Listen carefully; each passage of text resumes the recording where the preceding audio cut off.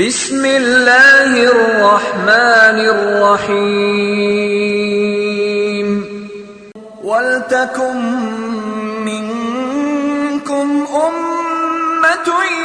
يَدْعُونَ إِلَى الْخَيْرِ وَيَأْمُرُونَ بِالْمَعْرُوفِ وَيَنْهَوْنَ عَنِ الْمُنكَرِ وَأُولَئِكَ هُمُ الْمُفْلِحُونَ. اللہ اللہ اللہ اللہ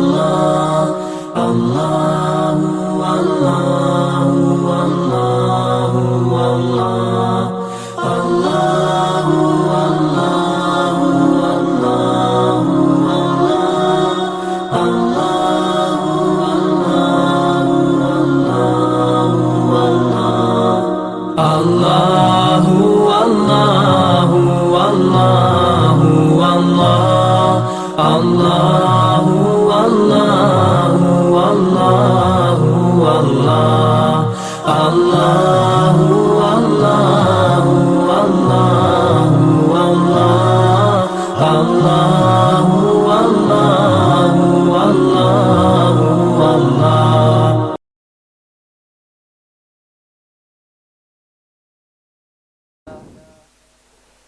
نحمده ونستعينه ونستغفره ونعوذ بالله من شرور أنفسنا ومن سيئات أعمالنا من يهده الله فلا مضل له ومن يضلله فلا هادي له وأشهد أن لا إله إلا الله وحده لا شريك له وأشهد أن محمدًا عبده ورسوله. أما بعد فإن خير الحديث كتاب الله وخير الهدي هدي محمد صلى الله عليه وسلم وشر الأمور محدثاتها وكل محدثة بدعة وكل بدعة ضلالة وكل ضلالة في النار. فأعوذ بالله السميع العليم من الشيطان الرجيم من همزه ونفخه ونفثه. بسم الله الرحمن الرحيم. قال رب اشرح لي صدري ويسر لي أمري واحلل عقدة من لساني يفقهوا قولي. وقال تبارك وتعالى في موضع آخر وَإِذِ ابْتَلَى إِبْرَاهِيمَ رَبُّهُ بِكَلِمَاتٍ فَأَتَمَّهُنَّ قَالَ إِنِّي جَاعِلُكَ لِلنَّاسِ إِمَامًا قَالَ وَمِنْ ذُرِّيَّتِي قَالَ لَا يَنَالُ عَهْدِ الظَّالِمِينَ. بزرگان محترم، نوجوانوں اور میرے عزیز ساتھیوں، ہر قسم کی تعریف و توصیف، کبریائی، بڑائی، بزرگی اس اللہ وحدہ لا شریک کے لیے زیبا و سزاوار ہے جو اس ساری کائنات کا اکیلا خالق اور مالک ہے، جس نے اس عظیم الشان کائنات کو ایک مختصر سی مدت میں وجود بخشا اور اس دن سے لے کر آج تک وہی ساری کائنات میں تصرف فرما رہا ہے. زندگی دینے والا وہی رب العالمین ہے، موت دینے والا وہی رب العالمین ہے، مرض میں مبتلا کرنے والا وہی رب العالمین ہے، شفا عطا فرمانے والا وہی رب العالمین ہے، خیر کا مالک وہی رب العالمین ہے، شر کا مالک وہی رب العالمین ہے، مال میں تنگ دستی پیدا کرنے والا وہی رب العالمین ہے، مال میں خیر و برکت نازل فرمانے والا وہی رب العالمین ہے، مصیبتوں کے ذریعے انسان کو آزمانے والا وہی رب العالمین ہے، مصیبتوں کے بھور سے انسان کو نجات دینے والا وہی رب العالمین ہے، اولاد کی نعمت دے کر آزمانے والا وہی رب العالمین ہے، اولاد کی نعمت سے محروم رکھ کے آزمانے والا وہی رب العالمین ہے، اولاد میں بیٹے ہی بیٹے دینے والا وہی رب العالمین ہے، اولاد میں بیٹیاں ہی بیٹیاں دینے والا وہی رب العالمین ہے، اور اولاد میں بیٹے اور بیٹیاں ملا کر دینے والا وہی رب العالمین ہے۔ الغرض اس کائنات میں جو کچھ ہوا ہے، ہو رہا ہے یا ہو سکتا ہے، وہ اسی رب العالمین کے حکم اور اجازت سے ہے۔ درود و سلام ہو اللہ رب العزت کے تمام انبیاء علیہم السلام پر، جن کو رب العالمین نے انسانوں کی ہدایت اور رہنمائی کے لیے اس دنیا میں بھیجا، خصوصاً میرے اور آپ کے آخری نبی جناب محمد الرسول اللہ صلی اللہ علیہ وسلم کی ذات پر، جن کو رب العالمین نے رہتی کائنات تک کے لیے اسوہ اور نمونہ بنا کر دنیا میں بھیجا، آپ پر دین کو مکمل کیا اور یہ آیت نازل فرما دی، اليوم اکملت لکم دینکم واتممت علیکم نعمتی ورضیت لکم الاسلام دینا، کہ آج کے دن ہم نے تم پر اپنے دین کو مکمل کر دیا، اپنی نعمت کو تمام کر دیا اور اسلام کو بطور دین تم سے راضی کر لیا۔ اب اس آیت کے نازل ہونے کے بعد اگر کسی کو جنت حاصل کرنی ہے، جہنم سے نجات حاصل کرنی ہے، مومن بن کے مومنانہ زندگی گزارنی ہے، زندگی اور آخرت میں کامیابی حاصل کرنی ہے، تو اسے وہی طریقہ اپنانا ہوگا، اسی طریقے پر چلنا ہوگا، انہی تعلیمات کو لے کر چلنا ہوگا جو جناب محمد الرسول اللہ صلی اللہ علیہ وسلم نے بتائی ہیں۔ اللہم صلی علی محمد وعلی آل محمد وبارک وسلم۔ حضرات،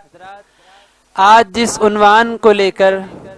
جس ٹاپک کو لے کر ہم آج اس محفل میں جمع ہوئے ہیں، یہ عنوان آج کے دور کا ایک عظیم ترین اور بہت ہی اہم ترین موضوع ہے۔ یہ موضوع ہر زمانے ہر دور میں انسانیت کے لیے اہم رہا ہے، لیکن اس دور میں اس کی اہمیت بڑھ گئی ہے۔ آپ دیکھیں کہ اولاد کی تربیت کا یہ مسئلہ، اولاد کی تربیت کا یہ موضوع کس قدر اہم ہے اسلامی شریعت میں، کہ اولاد کی تربیت کے سلسلے میں انبیاء علیہم السلام فکر مند نظر آتے تھے۔ اولاد نیک ہو،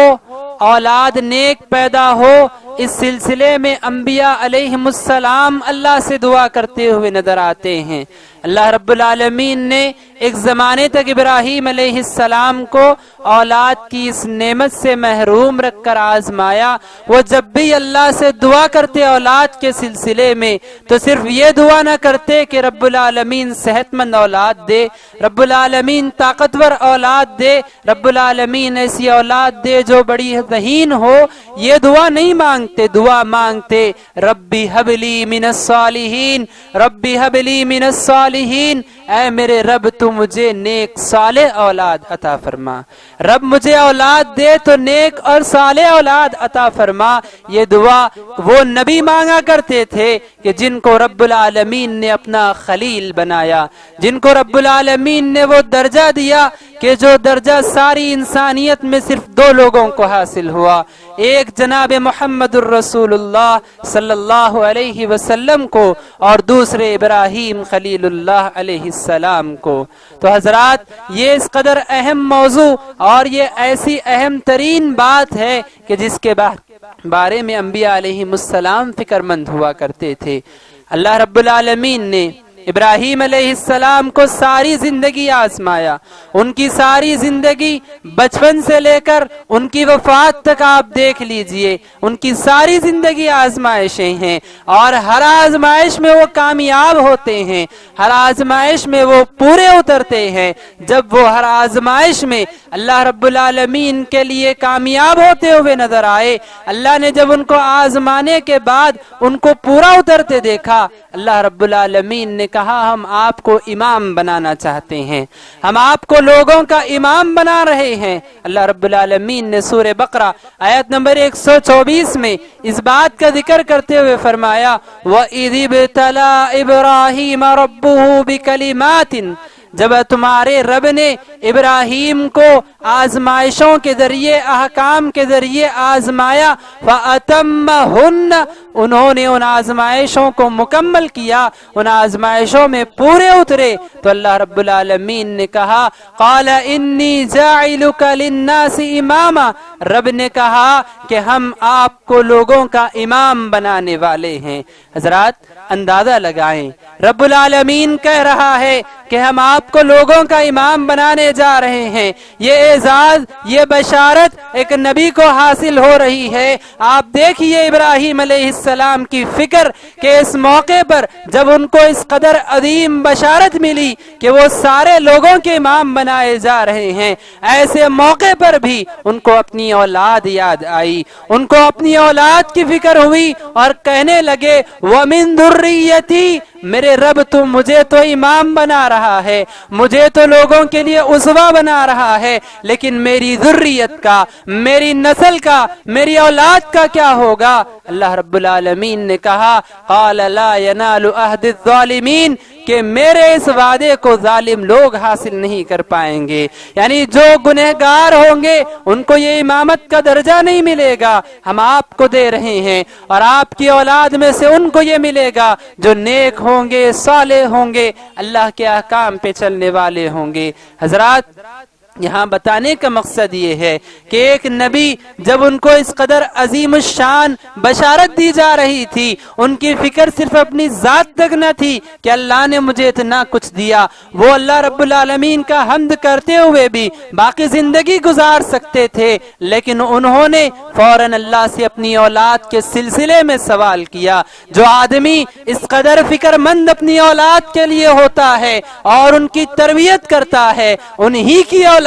اسماعیل علیہ السلام جیسی نکلتی ہے۔ ہم ابراہیم علیہ السلام اور اسماعیل علیہ السلام کا جب واقعہ پڑھتے ہیں تو ہمیں بیک گراؤنڈ کبھی نظر نہیں آتا کہ اسماعیل علیہ السلام جو بچپن کی عمر میں، لڑکپن کی عمر میں اپنی جان کو اللہ کے لیے قربان کرنے کے لیے تیار ہوئے تھے، اس کے پیچھے کس کی تربیت تھی؟ دراصل ہم اگر اس واقعے کو ان کے بچپن سے دیکھیں تو ہمیں پتہ چلتا ہے کہ ان کے والد ابراہیم علیہ السلام ان کے پیدا ہونے سے پہلے نیک صالح اولاد کی دعا مانگتے تھے، ان کے پیدا ہونے کے بعد بھی اللہ رب العالمین سے جب بھی دعا مانگتے اولاد اور نسل کی بہتری کی دعا مانگا کرتے۔ جب ایسے والدین ہوں گے تو ان کی اولاد ضرور اسماعیل علیہ السلام جیسی ہوگی۔ تو حضرات بتانے کا مقصد یہ ہے کہ انبیاء علیہم السلام جو شریعت کو، اللہ رب العالمین کے احکامات کو سب سے زیادہ جاننے والے ہوتے ہیں، وہ خود بھی اولاد کی تربیت کے فکر مند ہوتے ہیں۔ وہ اس لیے کہ اولاد کی تربیت شریعت میں سب سے اہم ترین موضوع ہے۔ یہ اتنا اہم ترین موضوع اور اتنی اہم بات ہے کہ انسان دنیا میں جب رہتا ہے اسے اس وقت بھی اس تربیت کا فائدہ حاصل ہوتا ہے، اور جب وہ دنیا سے چلا جاتا ہے اس وقت بھی اسے اس اولاد کی تربیت کی محنت کا فائدہ حاصل ہوتا ہے۔ اللہ کے نبی صلی اللہ علیہ وسلم نے فرمایا اذا مات الانسان انقطع عنہ عمله الا من ثلاث، نبی صلی اللہ علیہ وسلم فرماتے ہیں کہ جب انسان مر جاتا ہے، اس کی وفات ہو جاتی ہے، انقطع عنہ عملہ، اس کے سارے اعمال منقطع ہو جاتے ہیں۔ اب نہ اس کی کوئی نماز اس کے نام اعمال میں لکھی جائے گی، نہ زکوٰۃ، نہ صدقہ، نہ حج، نہ روزہ، کوئی عمل اب اس کے نام اعمال میں لکھا جانے والا نہیں ہے۔ اب اس کا دفتر بند ہو چکا ہے، اس کے اعمال کا دفتر بند ہو چکا ہے، لیکن اس دفتر کے بند ہونے کے بعد بھی تین چیزیں، تین اعمال اور تین وسیلے، تین اسباب ایسے ہوتے ہیں جن کی وجہ سے اسے اجر برابر ملتا رہتا ہے۔ تین چیزیں ایسی دنیا میں باقی رہ جاتی ہیں کہ جن کی وجہ سے اس آدمی کو جو مر چکا ہے مرنے کے بعد بھی نیکیاں حاصل ہوتی ہے۔ اللہ کے نبی صلی اللہ علیہ وسلم نے اس میں سر فہرست سب سے پہلے جو ذکر کیا، کہا ولد صالح یدعو لہ، ایسی نیک اولاد جو کہ اپنے ماں باپ کے حق میں دعا کرتی ہے، ایسی نیک اولاد جو اپنے ماں باپ کے حق میں دعا کرتی ہے۔ حضرات یاد رکھیے، آپ اپنی اولاد کو پڑھائیں، ان کو مال کمانا سکھائیں، ان کو اچھی خاصی نوکری دلائیں، یہ سارے کام آپ کر دیں، لیکن اگر آپ اپنی اولاد کو اس قابل نہ بنائیں، آپ اپنی اولاد کو اس لائق نہ بنائیں کہ آپ کے جانے کے بعد آپ کی اولاد آپ کے حق میں اپنے ہاتھ اٹھا کر دعا مانگے، تو یاد رکھیے آپ ناکام والدین ہیں، آپ ایک ناکام باپ ہیں، آپ اپنی اولاد کی تربیت کرنے میں ناکام ہو گئے، اور ایک ایسی عظیم ترین چیز اور ایک ایسا عظیم ترین ذریعہ نیکی کمانے کا جو آپ کے مرنے کے بعد بھی جاری رہ سکتا تھا، آپ اس سے محروم ہو گئے۔ تو حضرات، اولاد کی تربیت انسان کے لیے اس قدر اہم ہے کہ اس کے مر جانے کے بعد بھی اس کی اولاد کی دعاؤں سے اس کو فائدہ پہنچتا رہتا ہے۔ فائدہ کیسے پہنچتا ہے؟ ایک اور حدیث میں اللہ کے نبی صلی اللہ علیہ وسلم نے اس کا ذکر کرتے ہوئے کہ مرنے کے بعد اولاد کی دعاؤں کا کیسے انسان کو فائدہ پہنچتا ہے، اللہ کے نبی صلی اللہ علیہ وسلم نے تفصیل بتائی کہ ایک آدمی وہ مر چکا ہے، جب مرنے کے بعد وہ اپنی قبر میں جاتا ہے اس کو اس کے اعمال کے مطابق درجہ دے دیا جاتا ہے، جتنے نیک اعمال اس کے دفتر میں تھے اس کے مطابق اسے ایک درجہ دے دیا جاتا ہے کہ تمہارے اعمال کا یہ درجہ ہے، وہ درجہ اس کا فکس کر دیا جاتا ہے۔ اس کے بعد کچھ دن گزرتے ہیں، کچھ وقت کچھ مدت گزرتی ہے، اس آدمی کے درجے میں اضافہ ہوتا ہے، اس آدمی کے درجے کو اونچا اٹھایا جاتا ہے، اس آدمی کے درجے کو اوپر لے جایا جاتا ہے۔ وہ بندہ تعجب کرتا ہے کہ میرے اعمال کے مطابق تو بدلہ مجھے مل چکا تھا، یہ جو میرے درجات میں اضافہ ہو رہا ہے اس کا کیا سبب ہے؟ وہ حیرت سے جب سوال کرنے لگتا ہے تو رب العالمین آسمان سے ندا لگا کر کہتے ہیں کہ یہ سبب تمہارے درجات کے بلند ہونے کا دراصل استغفار ولدک لک، تمہاری اولاد کا استغفار تمہارے حق میں ہے، تمہاری اولاد تمہارے حق میں بخشش کی دعائیں کر رہی ہے، تمہارے اولاد تمہارے لیے استغفار کر رہی ہے دنیا میں، جس کے سبب تمہارے درجات میں اضافہ ہو رہا ہے۔ حضرات، یہ کوئی ایسی بات نہیں کہ جسے ہم سنیں اور اس کو بھول جائیں، یہ ایسی بات ہے کہ ساری زندگی جب بھی آپ اپنی اولاد کو دیکھیں تو یہ بات، یہ حدیث آپ یاد رکھیں کہ میرے گزرنے کے بعد کیا میری اولاد یہ قابل بنی ہے کہ یہ میرے حق میں دعائیں کرے اور میرے درجات میں اضافہ کا درجہ اور یہ جو ہے ذریعہ بنے، کیا میری اولاد اس لائق ہوئی ہے؟ میں نے ان کو ایسے تیار کیا ہے یا نہیں کیا؟ یہ چیز ہمیں ساری زندگی دیکھنی چاہیے۔ تو حضرات، ان چند باتوں سے آپ کو اس بات کا اندازہ ہوا ہوگا کہ اولاد کی تربیت کس قدر اہم ترین چیز ہے۔ اولاد کی تربیت انسان کی زندگی میں اور اس کے مر جانے کے بعد اس کے لیے کس قدر اہم پہلو اس کی زندگی میں رکھتی ہیں۔ حضرات،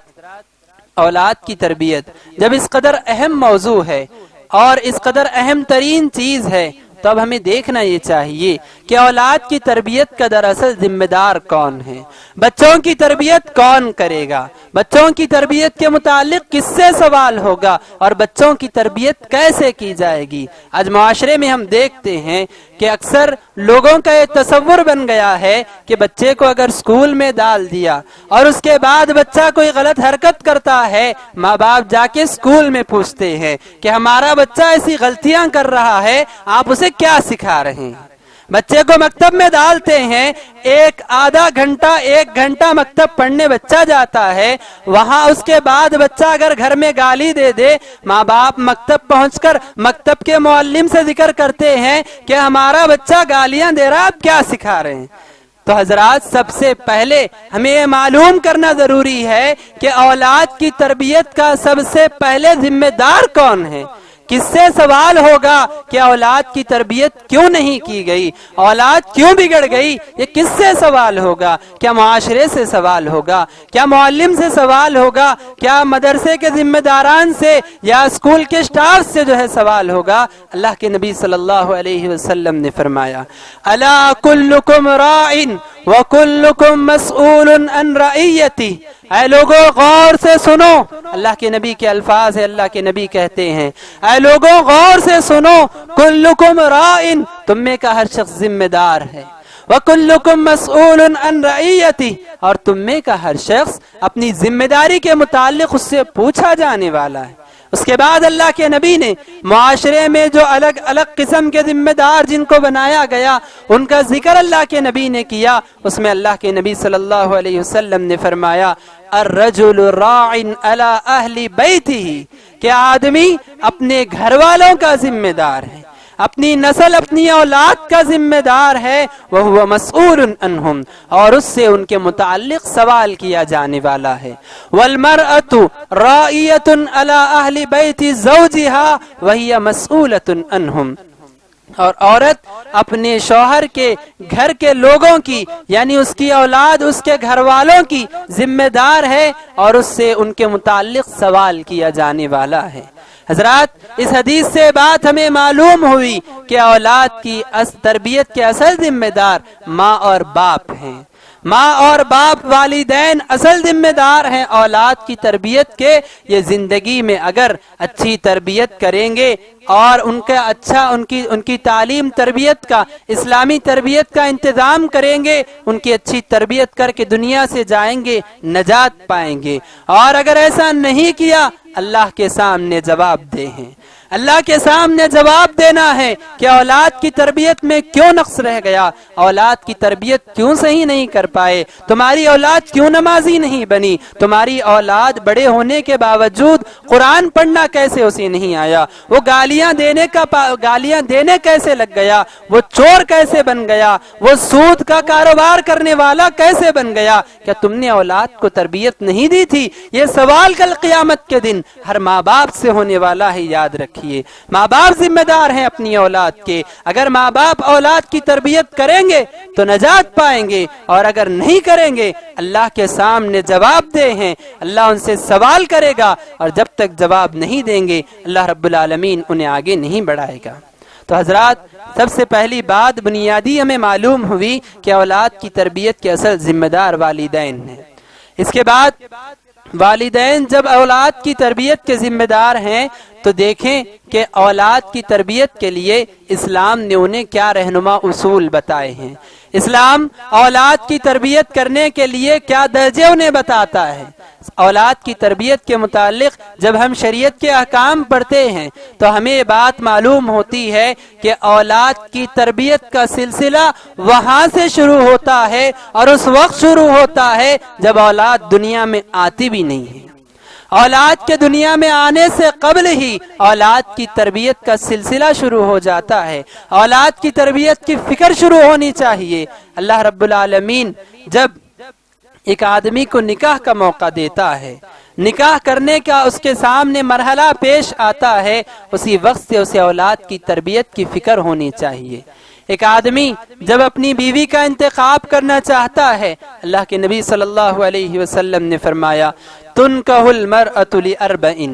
لمالها وجمالها ونسبها ودینها فاظفر بذات الدین تربت یداک. اللہ کے نبی صلی اللہ علیہ وسلم نے فرمایا کہ عورت سے نکاح 4 چیزوں کی وجہ سے کیا جاتا ہے. لمالہا اس کا مال دیکھ کر اس سے نکاح کیا جاتا ہے. وجمالہا اس کی خوبصورتی دیکھ کر اس سے نکاح کیا جاتا ہے. ونسبہا اس کا خاندان حسب نسب اس کا قبیلہ دیکھ کے اس سے نکاح کیا جاتا ہے. ودینہا چوتھی چیز اس کا دین دیکھ کے اس سے نکاح کیا جاتا ہے. 4 چیزوں کا ذکر کرنے کے بعد اللہ کے نبی صلی اللہ علیہ وسلم نصیحت کرتے ہوئے فرماتے ہیں فَاظْفَرْ بِذَاتِ الدِّينِ تم دین والی کو ترجیح دینا، تم دین والی کو ترجیح دینا تربت یداک اللہ تم میں برکت عطا فرمائے. حضرات یہاں غور کرنے کی بات ہے کہ اللہ کے نبی نے فرمایا کہ عورت سے نکاح مال کی وجہ سے، جمال کی وجہ سے، خاندان کی وجہ سے کیا جاتا ہے اور کیا جا سکتا ہے، لیکن برکت چاہیے تو دین والی سے نکاح کرو. جو دین والی کا انتخاب کرے گا اس کے ساتھ نبی کی دعائیں ہوں گی، اس کی زندگی میں وہ نبی کی دعاؤں کا اثر دیکھے گا. آج معاشرے میں لوگ اولاد کی فکر بیوی کے آنے کے بعد، اولاد کے ہونے کے بعد کرتے کرتے ہیں، کئی لوگ شکوہ کرتے ہوئے نظر آتے ہیں، میں تو گھر میں نہیں رہتا، بچوں کی ماں بچوں کی صحیح تربیت نہیں کرتی ہے۔ جب آپ نے بچوں کی ماں کو انتخاب کیا تھا، آپ کو اس وقت اس بات کی فکر کرنی چاہیے تھی کہ وہ میرے بچوں کی ماں بننے والی ہے، لہذا میں دیندار کا انتخاب کروں۔ یہیں سے اسلام جو ہے اولاد کی تربیت کی فکر دیتا ہے۔ اور حضرات یہ فکر صرف عورت کے انتخاب میں نہیں بلکہ مرد کے انتخاب میں بھی ہے۔ ایک آدمی اگر اس کی بہن کا نکاح کرانا چاہتا ہے، اپنی بیٹی کا نکاح کرانا چاہتا ہے، تو وہ لڑکے میں کیا دیکھے گا؟ معاشرے میں مال دیکھا جاتا ہے، نوکری دیکھی جاتی ہے، تعلیم دیکھی جاتی ہے۔ اللہ کے نبی صلی اللہ علیہ وسلم نے کہا اذا جاءکم من ترضون دینہ وخلقہ، جب تمہارے پاس ایسے آدمی کا رشتہ آئے جس کے دین سے، جس کے اخلاق سے تم راضی ہو، جس کا دین تمہیں پسند ہے، جس کے اخلاق تمہیں پسند ہے، فزوجوہ، تو تم اپنی بیٹی یا بہن کا نکاح اس سے کرا دو، اپنی بیٹی یا بہن کا نکاح دیندار دیکھ کر کرا دو۔ اور اگر ایسا نہیں کرو گے وَإِلَّا تَفْعَلُوا، اور اگر ایسا نہیں کرو گے تو دنیا میں بہت بڑا فساد ہو جائے گا اور فتنہ عریض دنیا میں پھیل جائے گا، دنیا میں ہر طرف فتنہ اور فساد پھیل جائے گا اگر دین کو ترجیح نہیں دو گے۔ آج معاشرے میں ہم دیکھتے ہیں کہ کئی لوگ اپنی بیٹی کے شوہر کے صحیح نہ ملنے کی شکایتیں تو کرتے ہیں کہ بیٹی کا شوہر اچھا نہیں ہے، بیٹی کا شوہر بیٹی کو مارتا ہے، دیندار نہیں ہے۔ یہ بات لوگ شادی کے بعد کرتے ہیں، حالانکہ شادی جب کرتے ہیں، انتخاب جب لڑکے کا ہوتا ہے، اس کے مال، اس کے گھر اور اس کی نوکری کے علاوہ کسی اور چیز کی تحقیق نہیں کی جاتی۔ یہ تحقیق نہیں کی جاتی کہ یہ لڑکا نمازی پرہیزگار ہے یا نہیں ہے، یہ تحقیق نہیں کی جاتی قرآن پڑھنے آتا ہے یا نہیں آتا، قرآن کتنا اسے یاد ہے، کتنا دیندار ہے۔ یہ تمام چیزوں کی تحقیق شادی کے وقت نہیں کی جاتی، جس کی وجہ سے بالآخر نتیجہ یہ ہوتا ہے کہ ایسے ماں باپ جنہوں نے اپنی شادی کے وقت میں نہ اپنی بیوی کے لیے دین کو ترجیح دی اور نہ اپنے شوہر کو دین کی ترجیح دی، ایسے جب ماں باپ جڑتے ہیں تو ان کی اولاد کی تربیت صحیح نہیں ہو پاتی۔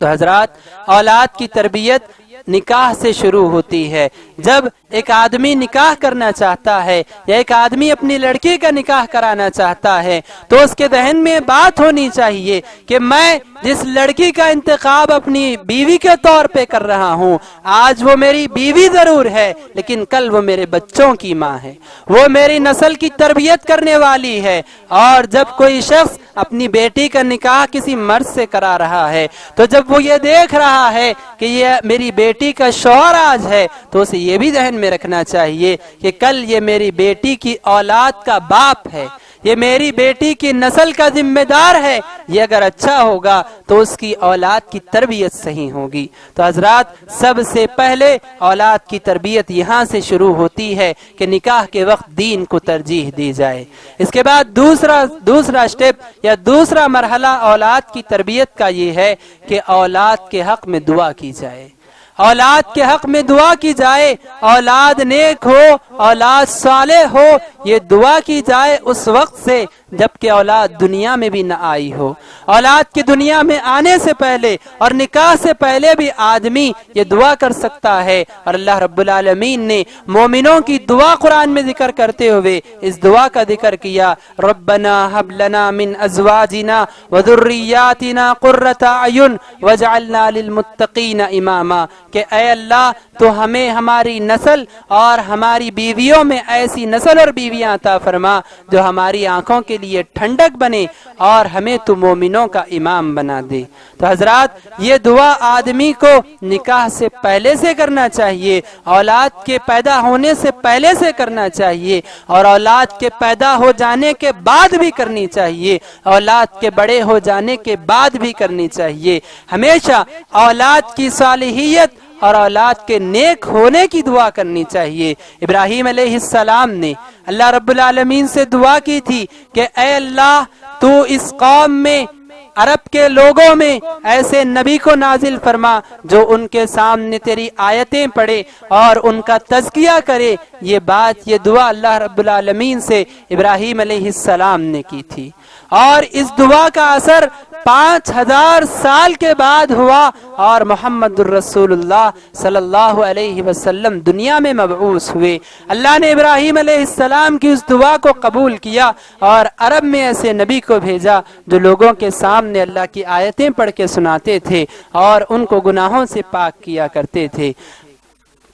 علماء کرام نے اس واقعے اور اس آیت کی شرح میں یہ بات ذکر کی ہے کہ ایک آدمی کو اپنی نسل کے حق میں دعا کرنی چاہیے کہ اگر وہ اپنی نسل کے حق میں آج دعا کرے گا، اس کی دعا اس کی نسل کے لیے ہزاروں سال تک سایہ دے گی۔ وہ اپنی اولاد کے لیے، اپنی نسل کے لیے آج دعا کر کے جائے گا، اس کی یہ دعا اس کی اولاد اور اس کی نسل کو کئی زمانوں تک جو ہے سایہ دے گی اور برائیوں سے کئی زمانوں تک ان کو بچا کر رکھے گی۔ تو حضرات، ماں باپ کی یہ ذمہ داری ہے اولاد کی تربیت کے سلسلے میں کہ وہ اپنی اولاد کے حق میں دعا کیا کریں۔ ماں باپ اپنے اولاد کے حق میں دعا ضرور کرتے ہیں کہ میرا بچہ اچھا پڑھ لے، میرا بچہ بڑی نوکری پالے، میرے بچے کو اچھا گھر مل جائے، میری لڑکی کو اچھا رشتہ مل جائے۔ یہ باتیں تو ماں باپ اپنی دعاؤں میں ضرور ذکر کرتے ہیں، لیکن ان کی صالحیت، ان کے نیک ہونے کا ذکر ماں باپ اپنی دعا میں نہیں کیا کرتے۔ ماں باپ کو چاہیے کہ اپنی اولاد کے نیک ہونے کی دعا رب العالمین سے کیا کریں۔ اس کے بعد حضرات، جب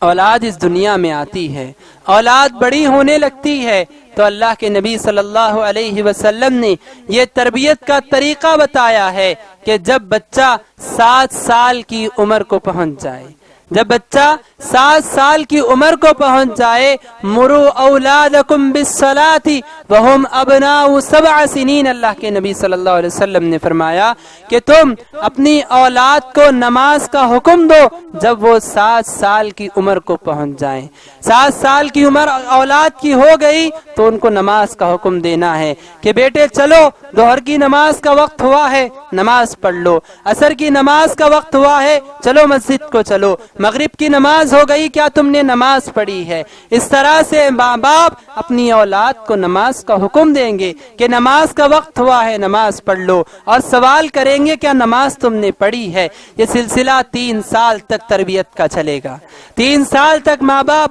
حکم دینے پر اکتفا کریں گے، اپنے ساتھ نماز کو لے جانے پر، اور گھر میں مائیں اپنے ساتھ بچیوں کو نماز پڑھانے پر اکتفا کریں گے، اور 3 سال گزرنے کے بعد، 3 سال کی مسلسل تربیت کے بعد، 365 دن ہر سال میں آتے ہیں، اس طرح سے 3 سال ہر دن 5 نمازوں کی تربیت کے بعد بھی اگر 10 سال کی عمر کو پہنچنے کے بعد بھی اولاد نماز کی پابند نہ ہو جائے تو اللہ کے نبی صلی اللہ علیہ وسلم نے فرمایا وَضْرِبُوهُمْ عَلَيْهَا وَهُمْ أَبْنَاءُ عَشْرٍ، کہ اگر 10 سال کی عمر کے ہونے کے بعد بھی نماز کے پابند نہ ہو جائے تو اپنی اولاد کو مارا کرو نماز نہ پڑھنے پر، اپنی اولاد کو مارا کرو نماز نہ پڑھنے پر۔ حضرات، یہاں اس بات کو غور کیجئے کہ اسلامی شریعت میں اولاد کو مارنے کا خصوصی حکم آپ کو کسی اور مسئلے میں نہیں ملے گا۔ کسی اور مسئلے میں آپ کو اللہ کے نبی یا اللہ رب العالمین یہ فرماتے ہو کہیں نظر نہیں آئیں گے کہ اپنی اولاد کو مارا کرو۔ صرف یہ ایک مسئلہ ایسا ہے، اولاد کی تربیت میں نماز کا حکم دینے کا مسئلہ ایسا ہے کہ جہاں اللہ کے نبی صلی اللہ علیہ وسلم نے کہا کہ اگر نماز نہ پڑھے 10 سال کے ہونے کے بعد بھی تو ان کو نماز نہ پڑھنے پر مارا کرو۔ ہمیں اپنے گھر کے حالات پہ غور کرنا چاہیے کہ کیا ہم نے 7 سال کے بچے کو نماز کا حکم دیا ہے، اور کیا 3 سال تک مسلسل ان کو نماز کا ہم نے حکم دیا ہے، اور کیا 10 سال کے ہونے کے بعد نماز نہ پڑھنے پر کسی دن ہم نے ان کو مارا ہے؟ کیا ہم نے اپنی اولاد سے سوال کیا ہے کیا تم نے مغرب کی نماز پڑھی ہے، یا عشاء کی نماز تمہاری کہاں ہوئی، کس مسجد سے نماز پڑھ کر آ رہے ہو؟ یہ سوال کیا ہم نے اپنی اولاد سے کیا ہے؟ جب ماں باپ خود نماز کے پابند نہیں ہوں گے تو اولاد کو کہاں نماز کا حکم دے؟ حضرات، یہ بات یاد رکھیے، اولاد کی تربیت میں نبی صلی اللہ علیہ وسلم نے نماز کا ذکر اس لیے کیا ہے کہ بچہ نماز کو اگر آئے گا نیک لوگوں سے ملے گا، بچہ نماز کو آئے گا دین کے احکام سیکھے گا، نماز کو آئے گا اللہ کے رسول کے احکام سیکھے گا، نماز کو آئے گا دینی تعلیمات سے وابستہ ہوگا، اور جب اس عمر سے اس کے ذہن میں دینی تعلیمات بیٹھنے لگیں گی تو کبھی یہ دینی تعلیمات اس کے ذہن سے نہیں جائیں گی۔ ایک مشہور مقولہ ہے، من شب علی شیء شاب علیہ، جو بندہ بچپن میں جس چیز پہ تربیت پاتا ہے بڑھاپے تک وہی چیز اس کے اندر باقی رہتی ہے۔ اگر اس لڑکپن کی عمر میں بچے کو آپ نماز کا پابند، دین کے احکام پہ چلنے کا پابند بنائیں گے، ساری زندگی وہ اس کا پابند رہے گا۔ اس کے برخلاف اگر آپ کا بچہ چبوتروں پر بیٹھنے کا پابند ہو جائے، آوارے قسم کے بچوں کے ساتھ پھرنے والا بن جائے، روڈ پر گالیاں دیتے ہوئے پھرنے والا بن جائے، اس عمر میں والدین کہتے ہیں بچہ ہے، بچہ ہے، اگر کرتا ہے تو کیا جاتا ہے۔ یاد رکھیے بچہ جو ہے اور بچے کے سامنے جو چیزیں آ جا رہی ہیں، جو چیزیں آج وہ سیکھ رہا ہے، ساری زندگی اس پر وہ باقی رہے گا۔ اگر یقین نہیں آتا تو لوگوں کی زندگی پڑھ کر دیکھیے، لوگوں کی زندگی کے بارے میں سوال کر کے دیکھیے کہ جو لوگ مسجدوں میں آج نماز کے پابند ہیں، ان سے پوچھئے کہ ان کے ماں باپ نے کیسے بچپن میں ان کی تربیت کی تھی، بچپن سے کیسے ان کو نمازوں کا حکم دیا تھا۔ آج وہ جو نماز مسجد میں پڑھتے ہوئے نظر آ رہے ہیں، اس کے پیچھے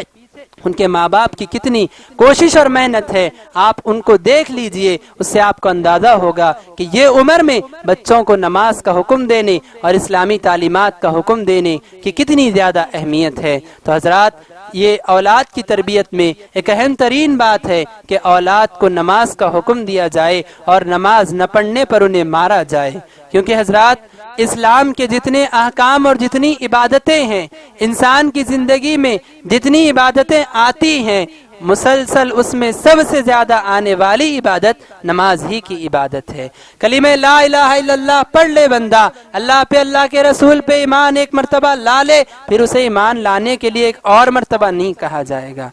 ایک مرتبہ سال بھر میں وہ روزہ رکھے رمضان کا، پھر رمضان میں فرض روزے اس کے اوپر ہے، درمیان میں اگر نفل رکھے تو رکھے۔ اور حج کرنے کا مسئلہ سال میں ایک مرتبہ یا زندگی میں ایک مرتبہ آتا ہے، زکوٰۃ زندگی میں ہر سال میں ایک مرتبہ دینی ہے، لیکن نماز زندگی میں ہر روز 5 مرتبہ یہ حکم اللہ کا بجا لانا ہے، اور 5 مرتبہ یہ عبادت ہمارے سامنے آتی ہے۔ اسی لیے اللہ کے نبی نے بڑی اہمیت بتاتے ہوئے کہا کہ نماز اگر بچہ نہ پڑھے تو اس کو نماز نہ پڑھنے پر مارا کرو۔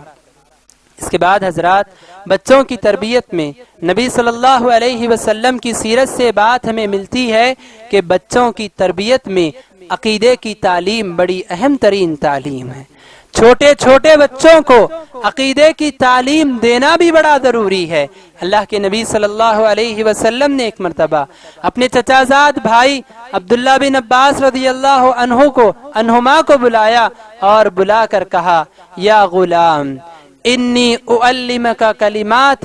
کہ اے لڑکے میں تمہیں چند کلمات سکھا رہا ہوں، چند نصیحت کی باتیں تمہیں سکھا رہا ہوں، اسے ہمیشہ زندگی میں یاد رکھنا۔ احفظ اللہ یحفظک، تم اللہ کے احکام کی پابندی کرنا، اللہ تمہاری مدد کرے گا، اللہ تمہاری حفاظت کرے گا۔ احفظ اللہ تجدہ تجاہک، تم اللہ رب العالمین کے احکام کی پابندی کرنا، زندگی میں ہر مشکل میں اللہ کو تم اپنے سامنے پاؤ گے۔ اس کے بعد اللہ کے نبی صلی اللہ علیہ وسلم نے کہا، وَإِذَا سَأَلْتَ فَاسْأَلِ اللَّهِ، جب تم سوال کرنا، کوئی چیز مانگنا، اللہ سے مانگنا۔ وَإِذَا اسْتَعَنْتَ، جب مدد مانگنا، فَاسْتَعِنْ بِاللَّهِ، اللہ سے مدد مانگنا۔ اس کے بعد اللہ کے نبی نے کہا، وَاعْلَمْ أَنَّ الْأُمَّةَ لَوِ اجْتَمَعَتْ عَلَىٰ أَن يَنفَعُوكَ بِشَيْءٍ، کہ تم جان لو کہ ساری دنیا مل کر، ساری امت، ساری قوم مل کر اگر تمہیں فائدہ پہنچانا چاہے، لَن يَنفَعُوكَ إِلَّا بِمَا كَتَبَ اللَّهُ، تمہیں فائدہ اس سے بڑھ کر نہیں پہنچا سکتے جتنا کہ اللہ نے تمہارے حق میں لکھ دیا ہے۔ وَاعْلَمْ أَنَّ الْأُمَّةَ لَوِ اجْتَمَعَتْ عَلَىٰ أَن يَضُرُّوكَ بِشَيْءٍ، اور یہ بھی جان لو، یہ بھی بات ذہن میں بٹھا لو کہ ساری امت، ساری قوم مل کر اگر تمہیں نقصان پہنچانا چاہے، اس سے بڑھ کر نقصان نہیں پہنچا سکتے جتنا اللہ نے تمہارے مقدر میں لکھ رکھا ہے۔ حضرات، عقیدے کی یہ تعلیم، عقیدے کی یہ بنیادی باتیں اللہ کے نبی صلی اللہ علیہ وسلم عبداللہ بن عباس رضی اللہ عنہما کو سکھا رہے ہیں، جو عبداللہ بن عباس رضی اللہ عنہما کے اللہ کے نبی کی وفات کے وقت میں 15 سال کی عمر کو نہیں پہنچے تھے، 10 سے 12 سال 15 سال کی عمر کے ایک لڑکے کو جو لڑکپن میں ہے، اللہ کے نبی اسے بٹھا کر عقیدے کی یہ اہم ترین تعلیم دے رہے ہیں کہ بچے جب بھی مانگنا اللہ سے مانگنا، اللہ کے سوا کسی سے نہ مانگنا، اور یاد رکھنا کہ ساری دنیا مل کر بھی اگر نقصان تمہیں پہنچانا چاہے، اللہ نے جتنا لکھا ہے اس سے بڑھ کر تمہیں کوئی نقصان نہیں پہنچا سکتا۔ اور یہ بھی جاننا کہ ساری قوم، ساری امت، ساری دنیا مل کر تمہیں اگر فائدہ پہنچانا چاہے اس سے بڑھ کر فائدہ نہیں دے سکتی جتنا کہ اللہ نے تمہارے حق میں لکھ رکھا ہے۔ اللہ کے نبی یہ عقیدے کی تعلیم ایک بچے کو دے رہے ہیں۔ جس عمر کے بچے کو ہم سمجھتے ہیں کہ یہ کیا سمجھے گا، اسے کیا پڑھانا ہے، یہ تو بچہ ہے، بڑا ہوگا تو خود سمجھ جائے گا، یاد رکھیے یہی بچے آج ٹیلی ویژن کے ذریعے، موبائل فون کے ذریعے، معاشرے میں غلط قسم کے لوگوں کے ذریعے ایسی غلط افکار ان کے ذہن میں پائے جاتے ہیں۔ اپنے بچوں کو کبھی بٹھا کر ان کے عقیدے کا جائزہ لیجیے، آپ کو پتا چل جائے گا۔ بچہ رات کے وقت اندھیرے میں گھر سے باہر نکلنے سے ڈرتا ہے، کس چیز سے ڈرتا ہے؟ اللہ کے علاوہ اس کے دل میں اور بھی لوگوں کا ڈر بٹھایا گیا ہے۔ کارٹون کے ذریعے اسے بتایا گیا ہے کہ اللہ سے زیادہ طاقت شیطان کی ہے، اسی لیے بچہ اندھیرے سے ڈرتا ہے۔ بچے کو بتایا جاتا ہے کارٹون کے ذریعے، ٹیلی ویژن، موبائل فون کے ذریعے کہ مرنے کے بعد بھی روحیں لوگوں کو نقصان پہنچاتی ہے، اسی لیے بچے جنازوں کے قریب جانے سے ڈرتے ہیں، بچے قبرستان تک جانے سے ڈرتے ہیں۔ بچوں کے ذہن میں یہ افکار بٹھائے جا رہے ہیں، بچوں کے ذہن میں یہ افکار آج بٹھائے جا رہے ہیں ان کی تعلیم کے ذریعے، ان کے سلیبس کے ذریعے، یا ٹی وی، ٹیلی ویژن اور کارٹون کے ذریعے کہ اللہ رب العالمین کے علاوہ بہت سارے ہیں جو انسان کو فائدہ پہنچا سکتے ہیں۔ کارٹون میں بتایا جاتا ہے کہ یہ چیز اگر انسان کھا لے اسے طاقت مل جاتی ہے، اگر مصیبت کے وقت اس کو پکارے وہ آ جاتا ہے، مدد کر دیتا ہے، اور یہ ہے جو اس کا ساتھ ہمیشہ دے سکتا ہے۔ ایسی باتیں کارٹون کے ذریعے ہم اسے دیکھ کر سمجھتے ہیں کہ بہت چھوٹی سی بات ہے، سادی سی بات ہے، بچے کھیل کود میں دیکھ رہے ہیں۔ یاد رکھیے کارٹون بنانے والے کا جو عقیدہ ہوگا دیکھنے والے کا بعد میں وہ عقیدہ بن جائے گا۔ بچے بچپن میں اندھیرے سے ڈرتے ہیں، یہ بات آگے بڑھ کے بھی ان کی زندگی میں رہتی ہے، بوڑھے ہو جاتے ہیں اس کے باوجود ان کے دل میں اوہام، خرافات موجود رہتے ہیں، وہ کئی چیزوں سے ڈرتے ہیں اس لیے کہ وہ اللہ سے نہیں ڈرتے۔ کہا گیا کہ ایک انسان اگر اللہ سے نہ ڈرے تو وہ اپنے سائے سے بھی ڈر جائے گا، وہ اپنے سائے سے بھی ڈرنے لگے گا اللہ سے اگر اس کے دل میں ڈر نہ پیدا ہو جائے۔ تو حضرات اپنے بچوں کو عقیدے کی تعلیم دیجئے، ان کے دل میں صاف سیدھا عقیدہ بٹھائیے، اور ان کے دل میں جو غلط باتیں پیدا کی جا رہی ہے، بتائی جا رہی ہیں، اس کو صاف کرنے کی کوشش کیجئے۔ معاشرے کے ذریعے ان کے ذہنوں میں جو غلط تعلیم آ رہی ہے اس کو دور کرنے کی کوشش کیجئے۔ اس کے بعد حضرات اولاد کی تربیت میں ایک اہم ترین بات یہ بھی ہے کہ اولاد کے دل میں اللہ کے نبی صلی اللہ علیہ وسلم کی محبت پیدا کی جائے۔ اللہ کے نبی صلی اللہ علیہ وسلم کی سیرت بتا کر، نبی کی خدمات اسلام کے لیے بتا کر، نبی صلی اللہ علیہ وسلم کی کوششیں، ان کی محنتیں، ان کی قربانیاں اسلام کے لیے جو تھیں، امت کے لیے انہوں نے جو کیا، یہ ساری باتیں بتا کر اولاد کے دل میں نبی کی محبت پیدا کی جائے۔ اللہ کے نبی صلی اللہ علیہ وسلم کے زمانے میں صحابہ کرام کے جو بچے ہوا کرتے تھے، جو بچے ہوتے تھے، نبی سے اس قدر محبت کرتے تھے۔ ایک واقعہ میں آپ کے سامنے ذکر کر رہا ہوں، آپ کو اس واقعے سے اندازہ ہوگا کہ صحابہ کے بچے، صحابہ جو چھوٹے تھے، وہ کیسے اللہ کے نبی سے محبت کرتے تھے۔ صحیح بخاری میں یہ واقعہ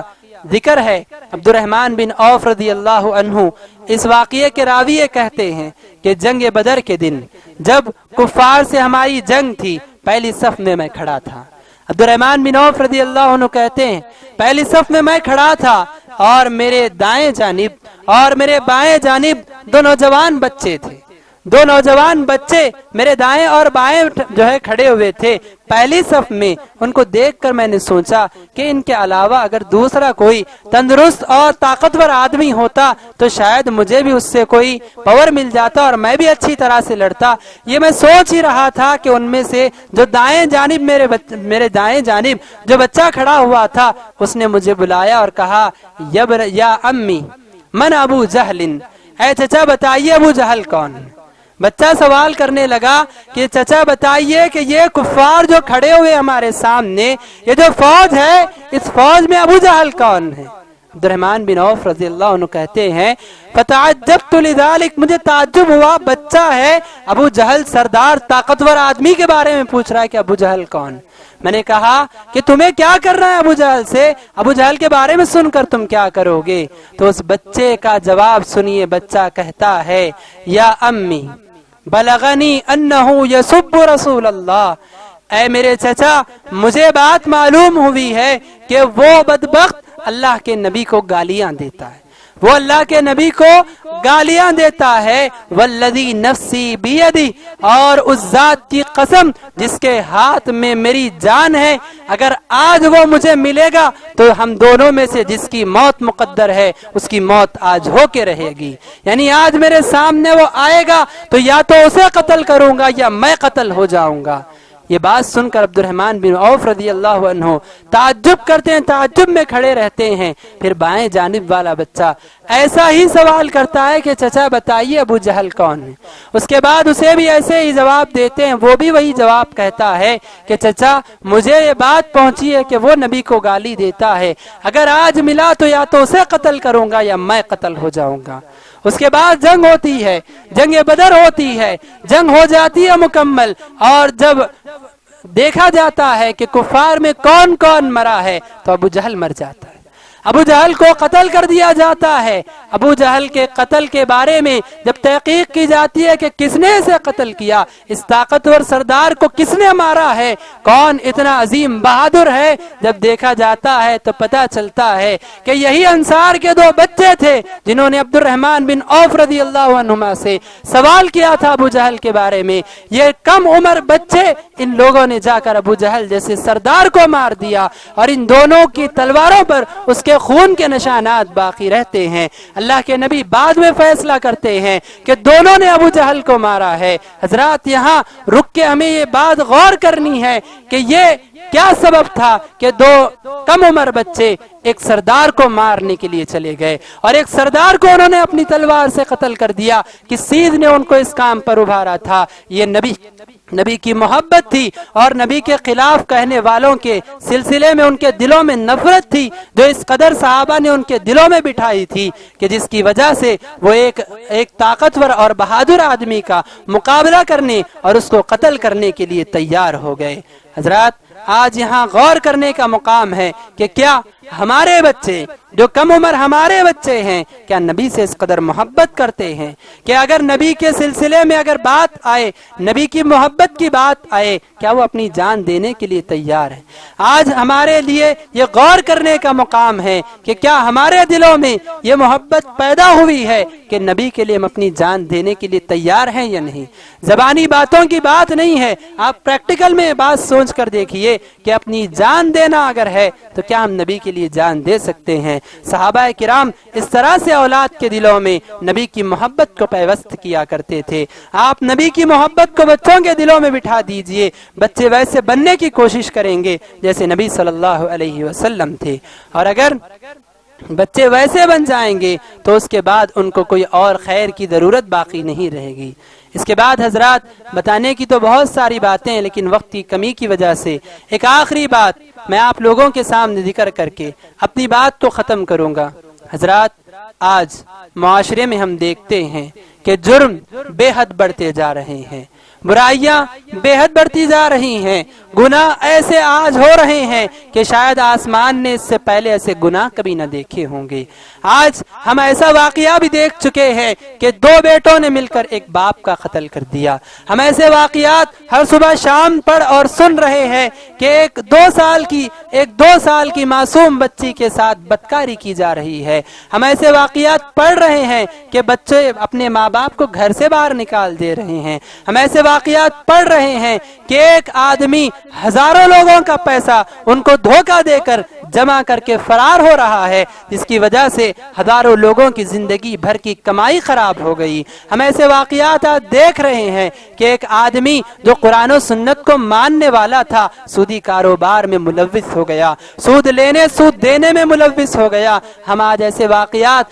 देख और सुन रहे हैं कि एक मुसलमान घराने की बच्ची एक गैर मुस्लिम से शादी करके चली गई। हम आज ऐसे वाकयात देख रहे हैं कि एक मुस्लिम बच्चा एक गैर मुस्लिम बच्ची से शादी करते हुए नजर आ रहा है। ये सारे वाकयात हम अपनी आंखों के सामने देख रहे हैं। हजरात, बताने का मकसद ये है कि ये सारे जो वाकयात हैं इनमें आप गौर करके देखिए, असबाब बहुत सारे हैं, लेकिन सबसे अहम तरीन सबब ये है कि इनकी तरबियत नहीं की गई जब ये औलाद थे, जब ये बच्चे थे। इनकी तरबियत अगर होती तो ये आज वो गुनाह न करते जो आज वो कर रहे हैं। अगर औलाद की सही तरबियत होती तो अपने बाप को वो कभी कत्ल नहीं करते। अगर औलाद की सही तरबियत होती, अगर उनको बताया जाता कि इस्लाम में नाजायज तरीके से अपनी ख्वाहिश पूरी करना हराम है, तो कभी इस 2 साला बच्ची के साथ बदकारी का वाकया पेश न आता। अगर बच्चों को बचपन में सिखाया जाता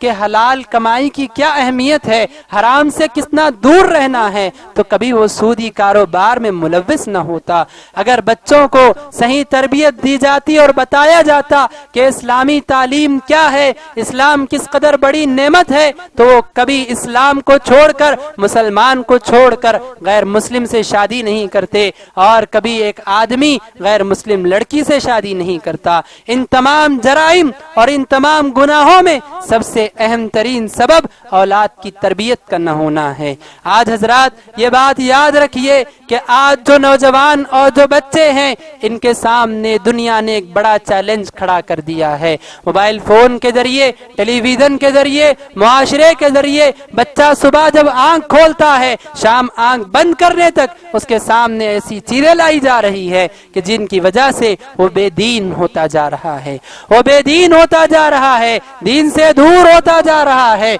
उसे सिखाया जा रहा है कि तुम आजाद हो, तुम्हारे ऊपर ना इस्लाम का कोई हुक्म है, ना तुम्हारे ऊपर किसी के हुक्म को मानना है, ना माँ बाप की कोई अहमियत है, ना काल अल्लाह काल रसूल की कोई अहमियत है, ना कुरान कोई चीज है, ना सुन्नत कोई चीज है। दिल में जो बात आ रही है, दिल में जो ख्वाहिश पैदा रही, बस वो करते जाओ और आगे बढ़ते जाओ। माल कमाओ, चाहे किसी को लूट कर सही, और अपने पास दौलत जमा करो, चाहे लोग कंगाल क्यों न हो जाए, और दिल में ख्वाहिश है गैर मुस्लिम से शादी करो, कोई मसला नहीं। हजरात, ये तालीम आज मुआशरा दे रहा है हर तरफ से। आप देखें बच्चों की तालीम, जो सिलेबस बच्चे पढ़ते हैं उसमें यही बात सिखाई जा रही है। बच्चे जो कार्टून, जो टीवी में सीरियल और फिल्म देखते हैं, उसमें यही तालीम बताई जा रही है, और जिनके पास जाके पढ़ते हैं वो भी यही तालीम देने वाले हैं। ऐसे मौके पर वालिदैन को चौकन्ना होने की जरूरत है। जिनके बच्चे अभी कम उम्र है, उनको चौकन्ना होने की जरूरत है कि ये हमारे बच्चे, इनके सामने जिंदगी में बड़े बड़े चैलेंज आने वाले हैं। इनकी हमें ऐसी तरबियत करना है कि मुआशरा अगर इनके सामने बेहयाई को पेश करे तो ये अपनी आंखें बंद कर लें। अगर मुआशरा इनके सामने लालच देकर सूदी कारोबार पेश करे तो ये उससे अपने हाथ को रोक लें। औलाद की हमें ऐसी तरबियत करना है कि अगर इन्हें कोई गैर मुस्लिम पसंद भी आ जाए तो वो उससे बरात हासिल करे, उससे दूर हो जाए। ऐसी तरबियत औलाद की करना है कि जिंदगी में हर मौके पर उनका कदम उठे तो खैर में उठे और शर आए तो कदम वो रोक लें। ऐसी तरबियत आज माँ बाप को अपनी औलाद की करनी है। आज माँ बाप को चौकन्ना होना है और देखना है कि मेरे बच्चों में कैसे अकायद आ रहे हैं, मेरे बच्चे दीन से किस कदर करीब हुए हैं और दीन से किस कदर दूर होते जा रहे हैं। एक बहुत बड़े आलिम अब्दुल रज़ाक अल बदर हफिज़हुल्लाह, जो मस्जिद नबवी के मुदर्रिस है, वहाँ उनके दर्स का हल्का लगता है। उनके सामने पूछा गया कि आज नौजवान बेराह रवी के शिकार हैं, नौजवान आज जो है गुनाहों में मुब्तला हैं, दीन से बेदार हैं, इसका क्या हल है। जब उनके सामने सवाल आया तो ना उन्होंने नौजवानों को कोसा, ना उन्होंने नौजवानों को गालियां दी, उनकी आंखों से आंसू जारी हो गए। ان کی آنکھوں سے آنسو جاری ہو گئے اور انہوں نے روتے ہوئے یہ بات کہی کہ آج امت کے جو بزرگ ہیں ان کے لیے یہ بات واجب ہے کہ نوجوانوں کے حق میں رو رو کے اللہ سے دعا کریں کہ رب العالمین ہمارے نوجوانوں کے عقیدے کی حفاظت کر، ان کی حیا کی حفاظت کر، ان کے دین کی حفاظت کر، ان کے اخلاق کی حفاظت کر۔ یہ دعا آج کے بزرگوں کو اپنے بچوں اور نوجوانوں کے حق میں کرنے کی ضرورت ہے۔ بزرگ لوگ سمجھتے ہیں اب ہم ریٹائر ہو گئے، اب فرصت کی زندگی ہے، فراغت کے اوقات ہیں، ایسے ہی دنیا میں زندگی گزار دیں گے، یہاں وہاں کے مسائل ایک دوسرے سے ڈسکس کر کے اپنا وقت گزار لیں گے۔ یاد رکھیے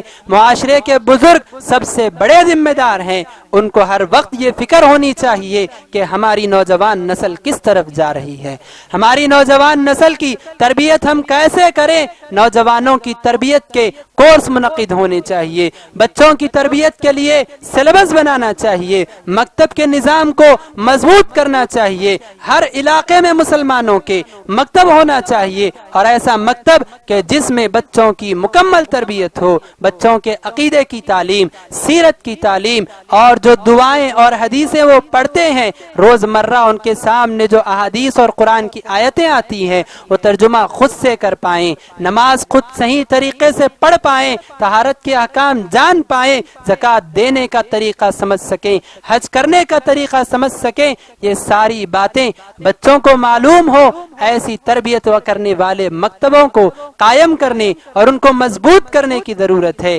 یاد رکھیے کروڑوں روپے خرچ کر کے بڑے بڑے پروگرام کرنے سے زیادہ بہتر ہے کہ ایک منظم کام کیا جائے، منظم طور پر ایک سلیبس بنا کر بچوں کی صحیح تربیت کی جائے۔ دیکھیں ہم کہ ہمارے معاشرے میں اگر 1000 بچے اسکول کو جا رہے ہیں تو کتنے بچے مکتب کو آ رہے ہیں، مکتب کو 100 بچے آ رہے ہیں، کتنوں کو نماز پڑھنے آتا ہے، مکتب میں 100 بچے آ رہے ہیں، عقیدہ ان کا کیسا ہے۔ ہمیں ان چیزوں کا جائزہ لینے کی آج ضرورت ہے۔ یہ باتیں صرف کہنے سننے کی نہیں، حضرات یاد رکھیے کہ آج یہ معاشرے کی سب سے اہم ترین ضرورت ہے۔ انہی چند باتوں پر میں اپنی بات کو ختم کرتے ہوئے بس یہ گزارش آپ تمام سے اور ان لوگوں سے کرنے کی کوشش کرتا ہوں کہ جو والدین ہیں وہ اپنی اولاد کی فکر کریں، جو بزرگ ہیں وہ اپنے معاشرے کے نوجوان اور بچوں کی فکر کریں، جو معاشرے کے ذمہ دار ہیں، عہدے دار ہیں، وہ اپنے تحت زندگی گزارنے والی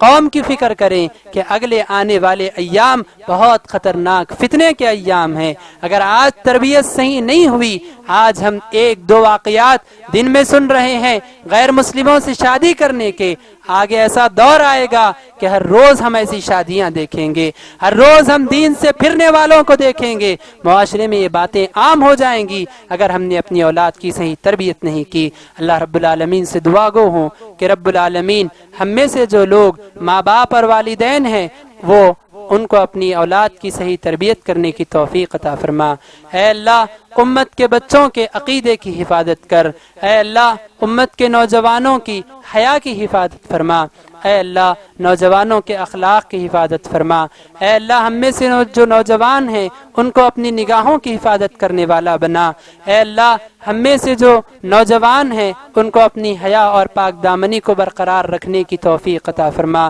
اے اللہ تو ہمیں خود بھی نماز کا پابند بنا اور ہمارے گھر والوں کو بھی نماز کا پابند بنا۔ اے اللہ ہمارے معاشرے میں خیر پھیلا دے، اے اللہ شر کو ہمارے معاشرے سے ختم کر دے، گناہوں کا خاتمہ فرما، نیکیوں کو عام کر دے۔ اے اللہ دنیا میں جہاں کہیں مسلمان پریشان ہیں اللہ ان کی پریشانیوں کو حل کر دے، جہاں مسلمان مظلوم ہیں اللہ ان کا حامی اور مددگار بن جا۔ اے اللہ جو مسلمان قرض میں مبتلا ہیں ان کے قرض میں آسانیاں پیدا فرما، اے اللہ جو لوگ مرض میں مبتلا ہیں ان کو شفا یابی عطا فرما، اے اللہ جو مال میں کمی کی وجہ سے پریشان ہیں ان کے مال میں خیر اور برکت نازل فرما، اے اللہ جو اولاد کے نہ ہونے کی وجہ سے پریشان ہیں انہیں نیک صالح اولاد عطا فرما، اور جو اولاد کی نافرمانی سے پریشان ہیں ان کی اولاد کو نیک اور صالح بنا دے۔ اللہ جب تک ہمیں دنیا میں زندہ رکھ نیک اعمال کرنے کی توفیق عطا فرما، جب موت دے حسن خاتمہ عطا فرما، قبر کے عذاب سے ہماری حفاظت فرما، محشر کے میدان میں ہمارے لیے آسانیاں پیدا فرما، دائیں ہاتھ میں ہمارا نام اعمال عطا فرما، ہمارے حق میں جنت کا فیصلہ کر دے، جہنم کی آگ سے ہماری حفاظت فرما۔ اے اللہ تیرا دیدار قیامت کے دن نصیب فرما۔ اے اللہ جنت میں تیرے نبی کی صحبت عطا فرما۔ آمین۔ اقول قولی ھذا استغفر اللہ لی ولکم ولسائر المسلمین من کل ذنب فاستغفروه انه هو الغفور الرحیم۔ وآخر دعوانا ان الحمد للہ رب العالمین۔